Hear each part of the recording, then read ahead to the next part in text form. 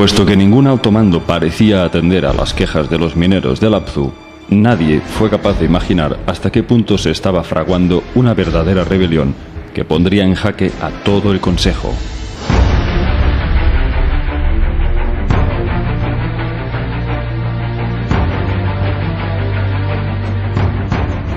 El primero en darse cuenta del problema fue Ninurta, el hijo del gran líder Enlil.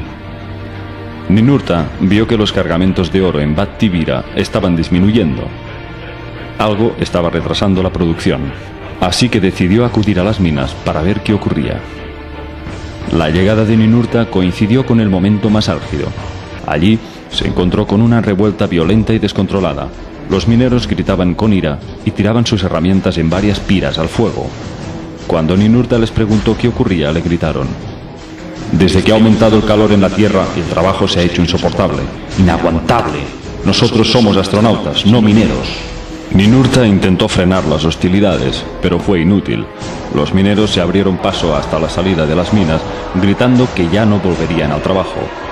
Asustado, Ninurta avisó a Enki. «Convoquemos a Enlil», gritó Enki. Una vez que Enlil fue informado de aquel motín, se instaló en una vivienda muy próxima a las excavaciones de Lapzu para determinar una posible solución. Sin embargo, en cuanto los mineros supieron que Enlil estaba cerca, se apiñaron como un ejército y, armados con hachas y antorchas, decidieron dirigirse hacia la casa de Enlil para exigirle el cese de las minas. «Vamos a enervar a Enlil en su morada, que nos libere del duro trabajo».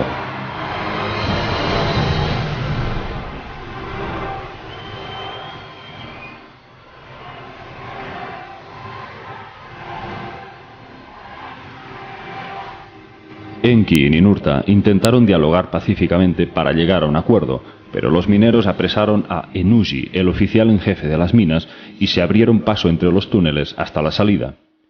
Llevando a Ennugi como rehén, acudieron en tropel frente a la casa de Enlil y la rodearon con gritos amenazantes. «Proclamemos la guerra, nos liberaremos a través de las hostilidades».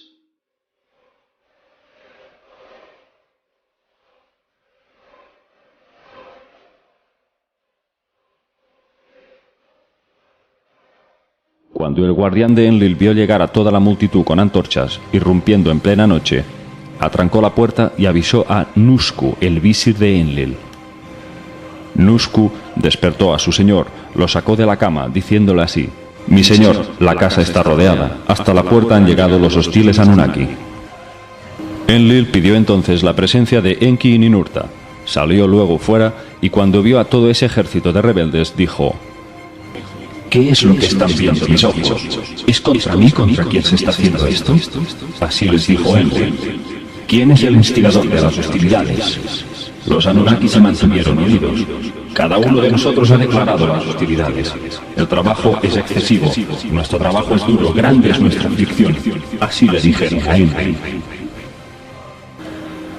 Alertados por la situación, Enlil y Enki transmitieron palabras hacia Nibiru y le contaron al gran soberano Anu lo ocurrido.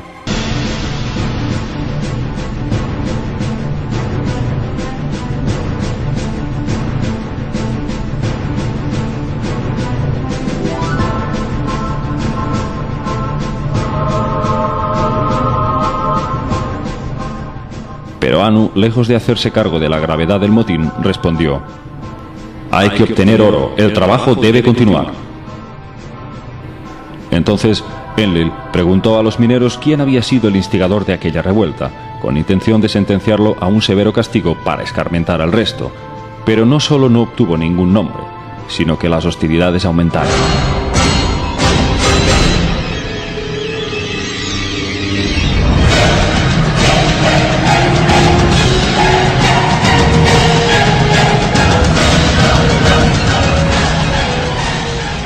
Quedaba claro que nada podría solucionarse por la vía de la amenaza o el castigo.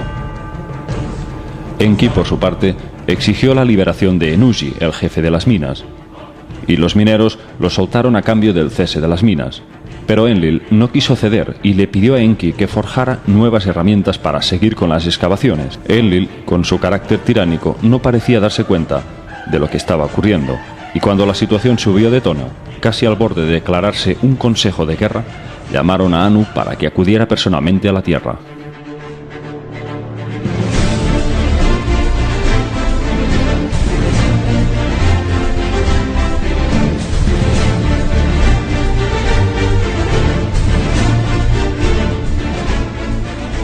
Una vez estuvieron todos los líderes reunidos, se celebró una asamblea extraordinaria para debatir las posibles alternativas. Anu escuchó en primera persona las quejas de los mineros y les dio la razón, admitiendo su falta de sensibilidad. El gran rey cedió y ordenó el cierre total de las minas. Llegados a este punto, una pregunta seguía acechando a todos. ¿Qué hacer ahora? Los Anunnaki seguían necesitando el oro con urgencia. Interrumpir el suministro de oro significaba condenarse al desastre absoluto. Según los cálculos de Sitchin, los dioses Anunnakis se hallaron debatiendo esta disyuntiva hace unos 300.000 años. Así pues, en plena asamblea, Enki se puso de pie para proponer una alternativa viable para el problema. Pero antes de su intervención, solicitó la presencia de su sabio hijo Ningishida. Ningishida significa Señor del Árbol de la Vida, un dios que custodiaba todos los secretos divinos de las ciencias de la genética y la biomedicina. Enki le había conferido a Ningishida todos sus secretos, incluida la envidiada habilidad de resucitar a los muertos. Ningishida era representado con las dos serpientes entrelazadas que designaban las dos hélices del ADN, que luego pasó a ser el símbolo de la medicina, el caduceo.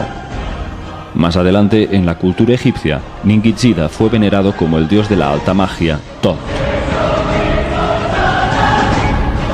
Una vez que Ningishida acudió a la asamblea, Enki se retiró unos instantes para deliberar a solas con su hijo. Después, Enki se dirigió ante el consejo y dijo lo siguiente: es posible una solución. Creemos un Lulu, un trabajador primitivo, para que se ocupe del trabajo más duro, que ese ser cargue sobre su espalda el duro trabajo de los Anunnaki. Asombrados quedaron los líderes asediados. Ciertamente se quedaron sin palabras.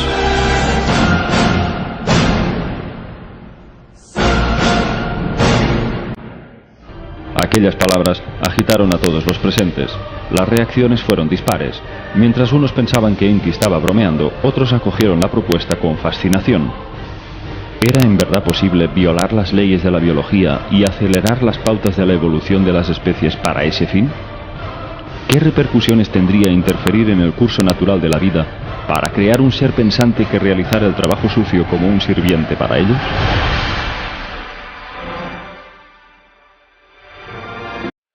¿Era espiritualmente lícito jugar a ser dioses?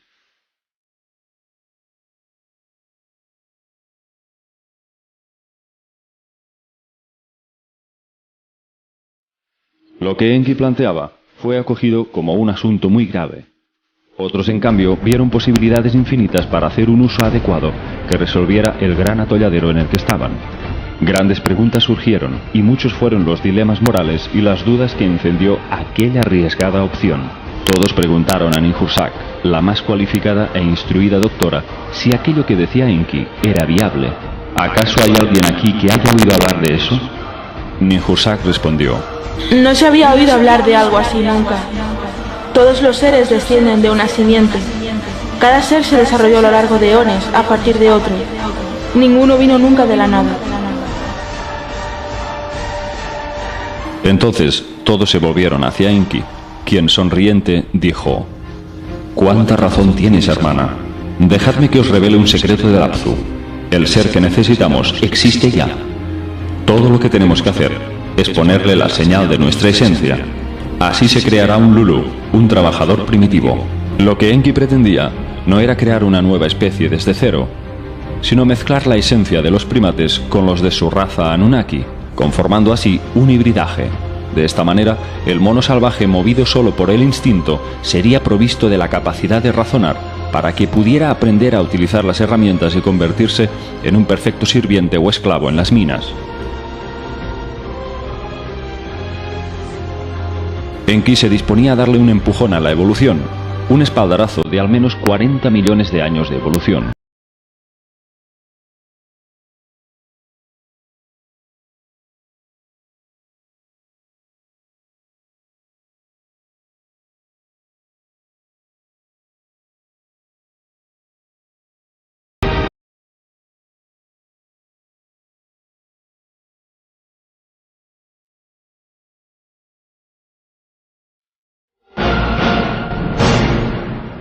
Pero ¿cuáles serían las consecuencias de este arriesgado experimento? ¿Y cómo afectaría eso a sus vidas? Sitchin consideraba que el primate que había elegido Enki era el Homo erectus, pero muchos expertos difieren y consideran que en realidad fue el Neandertal. Existen criaturas en el Apsu, dijo Enki, que caminan erectas, sobre dos piernas. Las patas delanteras las utilizan como brazos, de manos están dotados, viven entre los animales de las estepas. No saben vestirse, comen plantas con la boca, beben agua de los lagos y de las zanjas. Tienen todo el cuerpo peludo, el pelo de la cabeza es como el de un león. Enlil se mostró muy escéptico, pues no tenía conocimiento de que existiera semejante criatura. Así que Enki les llevó a todos al Apsu y les invitó a visitar su laboratorio biológico llamado Shi-Im-Ti, que significa la casa donde se insufla el viento de la vida. Allí les mostró a un montón de primates enjaulados, con los que estaba experimentando. Todos se quedaron sin palabras. Nunca habían visto a esos seres salvajes. Enki les dijo que su hijo Ningishida había comprobado una gran compatibilidad genética que les unía con esa especie. Por lo tanto, el hibridaje era viable. Enlil consideró aquello como una aberración, una grave alteración de las leyes de la naturaleza. Desaprobó con rechazo cualquier intento de experimentar con los primates. Enki tendría que esforzarse un poco más para lograr llevar a cabo su gran proyecto.